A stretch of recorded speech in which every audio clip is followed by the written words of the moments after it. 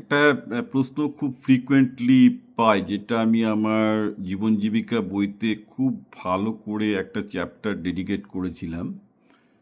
যে ছেলে বাড়িতে খুব ভালো করছে, বাড়িতে কনসেপ্ট ক্লিয়ার, একদম অঙ্কে 100 পাচ্ছে, যেই পরীক্ষা হলে যাচ্ছে তার একটু মানে কী করবো, নার্ভ ফেল হচ্ছে এবং পরীক্ষা হলে ভুল করে চলে আসছে। অর্থাৎ বাড়িতে ভালো করছে, কনসেপ্ট ক্লিয়ার, কিন্তু পরীক্ষা হলে গিয়ে ভুল করে চলে আসছে। এটা খুব কমন জিনিস। অনেকটা সময় নার্ভ ফেল করে এরা ভুল করে চলে আসে। তো কেন এটা হয়? এটা নাম্বার ওয়ান। দুটো কারণ আছে। একটা কারণ হচ্ছে যে কী হয়, বাবা মারা না মানে বাচ্চাদের ছোটোবেলা থেকে চাপ দিচ্ছে যে তোর যদি পড়াশোনায়, তুই যদি পরীক্ষায় বাজে করিস, তোর লাইফে কিছু হবে না। এবং এই চাপটাই এর মূল কারণ। আমি কারণটা ব্যাখ্যা করছি, আরও অনেকগুলো কারণ আছে। কি হচ্ছে ব্যাপারটা আমি বলি, যে আমাদের প্রত্যেকের বডিতে একটা হরমোনাল সাইকেল আছে, এটা সবাইকে বুঝতে হবে। হরমোনাল সাইকেল, যেটা আমাদের ইমোশন থেকে শুরু করে সব কিছুকে স্টেবিলাইজ করে। আচ্ছা, এবার আর একটা কী জিনিস আছে, যে আমাদের তো এমনিতে তো আমরা আসিনি, মিলিয়ন্স অফ ইয়ার্স ইভলিউশনের ফলে আমরা এসেছি।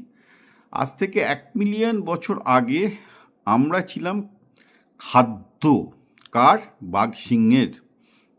বাঘসিংহ ভালুক আমাদের ধরে খেত। তো তখন কি হয়েছে, আমাদের মধ্যে একটা হরমোনাল সাইকেল ডেভেলপ করে। সেটা এরকম যে যদি কখনো আমরা ভয় পেয়ে যাই যে আমাদের লাইফে কিছু হবে না, আমাদের লাইফ ব্যর্থ হতে চলেছে, সঙ্গে সঙ্গে আমাদের সেই হরমোনাল সাইকেলটা একটু ইমব্যালেন্স করে দেয় এবং ট্রিগার করে, এবং আমাদের ব্রেন কাজ করে না। তখন আমাদের দৌড়াতে ইচ্ছে করে, যে পালাতে হবে সেখান থেকে। So like the brain will not be working except the one thing, যে আমাদের ভাগো ভাগো ভাগো।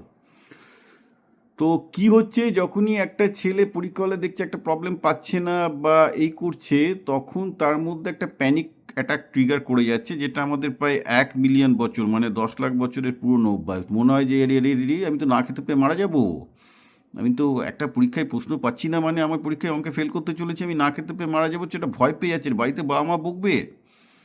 একটা প্যানিক ট্রিগার, এই ট্রিগারটাও আমাদের হরমোনাল সার্কেলের মধ্যে আছে। ঠিক আছে, তাহলে এবার কী করা যায়?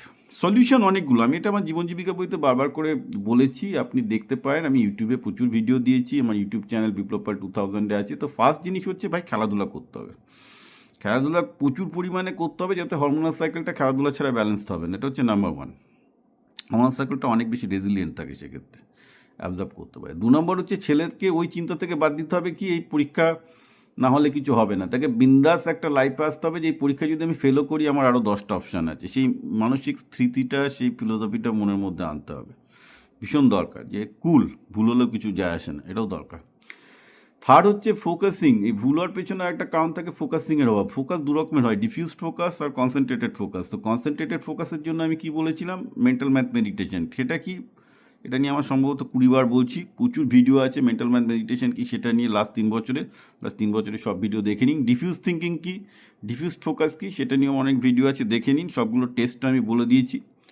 তো এই 3টে জিনিস মাস্ট, অ্যাবসলিউট মাস্ট। তাহলেই দেখবেন আপনার ছেলে কিন্তু বিন্দাস ভালো করছে, এখানেও যা করছে ওখানেও তাই, মানে পরীক্ষা দিতে গিয়েও ভালো।